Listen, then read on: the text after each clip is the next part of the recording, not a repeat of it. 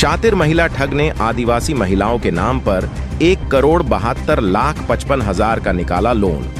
आपको बता दें कि पालघर जिले के मनोर इलाके में रहने वाली एक शातिर बंटी बबली की जोड़ी 105 आदिवासी महिलाओं के साथ करोड़ों रुपयों की ठगी कर फरार हो गई है।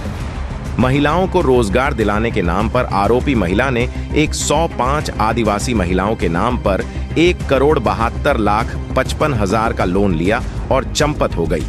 जब लोन की किश्त बैंक को नहीं मिली और वह वसूली के लिए इन महिलाओं तक पहुंची, तब उन्हें अपने ठगे जाने का एहसास हुआ। फिलहाल पुलिस आरोपी महिला की तलाश में जुटी हुई है। आरोपी महिला का नाम सुमैया यासर पटेल है और वह फरार है।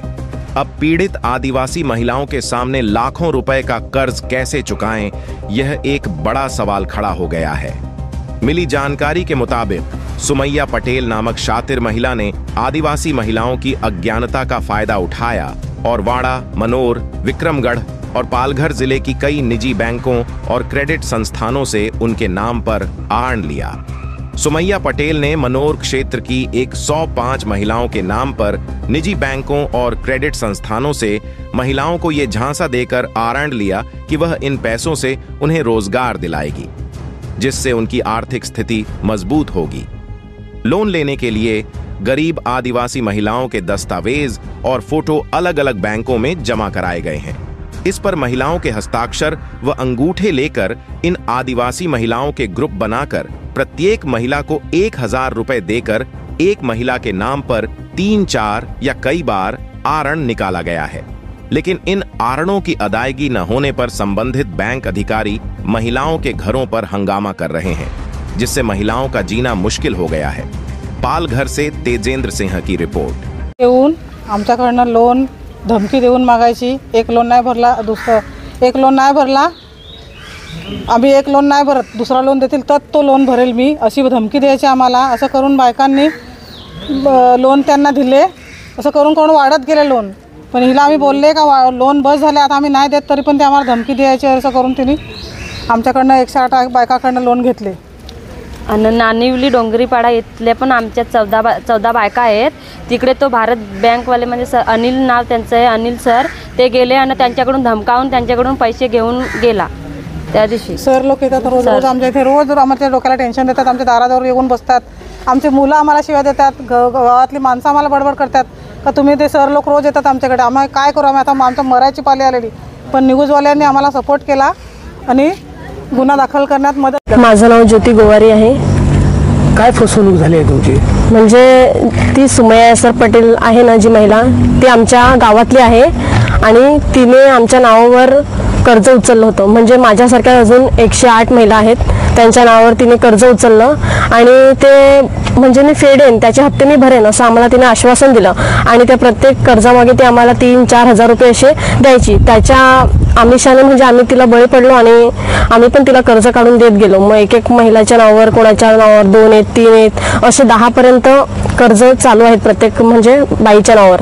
आणि ते पण प्रायव्हेट फायनान्स कंपन्या आहेत, पालघरच्या, बोईसर, सफाळा, वाडा इथल्या प्रायव्हेट फायनान्स कंपन्या आहेत, तिथे आमचे लोन चालू आहेत। आणि तिने वर्षभर, काहीकांचे वर्षभर हप्ते भरलेत, काहीकांचे 2 महिने 3 महिने असे झाले आहेत आणि काहीकांचे तर हप्तेच गेलेले नाही आहेत असं। आणि त्यामुळे आता ती पळून गेली आहे, फरार झाली आहे। तर आता ते हप्तेवाले आहेत ना, ते आमच्या दाराशी येऊन आमच्याकडे हप्त्याची रक्कम मागतायत की तुम्ही भरा, तुम्ही परतफेड करा असं। पण आमच्याकडे कसं आहे की आम्ही गरीब असल्याने आम्ही ती परतफेड करू शकत नाही आणि कर्ज पण आमच्या नावावर असल्याने कागदपत्र आमची आहेत, सह्या आमच्या गेलेल्या आहेत, फोटो आमचे आहेत, त्याच्यामुळे म्हणजे ते येणारे जे आहेत ना ते आमच्याकडेच येतील असं, तिच्याकडे कोणी जाणार नाहीये। तिने आम्हाला फसवून घेतलं आहे कर्ज आणि ती आता पळून गेली, मग आम्ही काहीच करू शकत नाही। तर आम्ही आता इथेच SP ऑफिसला आलो होतो, आम्ही त्या साहेबांशी बोललो पण आहेत, साहेबांशी बोलणं झालं आमचं। तर आमची हीच विनंती आहे की आमची गरीब महिलांची मदत करावी, सांगा ना, आणि आम्हाला न्याय मिळावा। बेटा तुझं नाव? कल्पना किरण गिराणे। काय म्हणशील बेटा, तुम्ही कुठल्या समाजाचे आहेत आणि काय फसवणूक झाली तुमची? आम्ही आदिवासी महिला आहेत आणि ती सुमैया पटेल आहे, तिने आमच्याकडून फसवून लोन घेतल्यात आणि 108 बायका आम्ही आहेत सगळ्याकडून. म्हणजे तिने आम्हाला असं बोलायची की माझं हे आहे, माझा गाड्यांचा धंदा आहे, त्याच्यासाठी मी पैसे लावते, तुमच्यासाठी 2 पैसे तुम्हाला मिळतील, तुम्ही काम करायचे, तुम्ही म्हणजे महिला घरात बसून राहता त्याचे तुम्हाला 2 पैसे मिळतील. ह्यामुळे आम्ही मग तिला ग्रुप बनवून द्यायचो आणि एका ग्रुपमध्ये आम्हाला 1000 रुपये द्यायची ती. आणि तिने म्हणजे बहुतेक आमची फसवणूक केलेली आहे. ती महिला आम्हाला म्हणजे भेटली पाहिजे. आणि आता तुमच्याकडे बँकेचे जे आहेत अधिकारी ते येत आहेत? हा, ते बँकवाले आमच्या दाराशी येतात, आम्हाला बोलतात तुमच्या नावाचे कागदपत्र आहेत, तुम्ही आम्हाला कसे पण करा, तुम्ही आम्हाला हप्ते भरा. ते मग बायका पण आम्हाला बोलतात की तुम्ही पुढारके आहे तर तुम्ही आमचे हप्ते भरा. आणि असे म्हणजे आम्हाला ते मग त्रास देतात. आमची मरायची वेळ आलेली आहे. ज्या बाईंनी तुमची फसवणूक केली आहे त्यांच्याकडे तुम्ही गेले होते का पैसा मागण्यासाठी? हा, आम्ही गेले. सांगितलं का त्यांना? हो, आम्ही गेलेलो त्यांच्या घरी, पण ती बाई म्हणजे त्यांच्या घरात भेटतच नाही आम्हाला. आम्ही गेलेलो तेव्हा ती खिडकीच्या पाठीमागून पडली.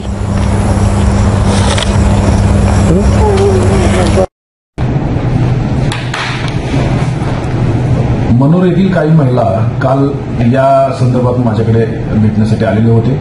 त्यांचं संपूर्ण प्रकरण पाहता साधारणतः काही ज्या क्रेडिट सोसायटी आहेत, छोट्या बँका आहेत, ज्या इथल्या आहेत, जिल्ह्याच्या बाहेरच्या आहेत आणि काही राज्याबाहेरच्याही आहेत, अशा या सोसायटीनी या महिलांच्या गटासाठी काही लोन दिलेलं आहे. परंतु प्रत्यक्षात त्या महिलांनी ते लोन आपल्या नावावर घेऊन एका वेगळ्या व्यक्तीला ते काढून दिलेलं आहे आणि त्या व्यक्तीने त्या पैशाचा वापर केलेला आहे.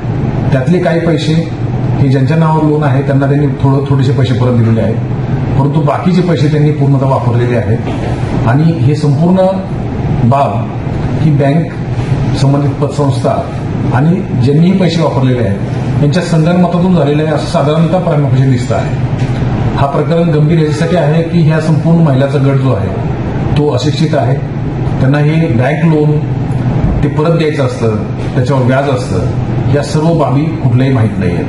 त्यांना फक्त याच्यामध्ये आपण सही केल्यानंतर काहीतरी फायदा होईल या आशेने त्यांनी हे संपूर्ण केलेलं आहे असं प्रामुख्याने दिसतं आहे. या प्रकरणाचं गांभीर्य लक्षात घेऊन प्रभारी अधिकारी मनोर यांना याचा तपास दिलेला आहे. या महिलांची तक्रार घेऊन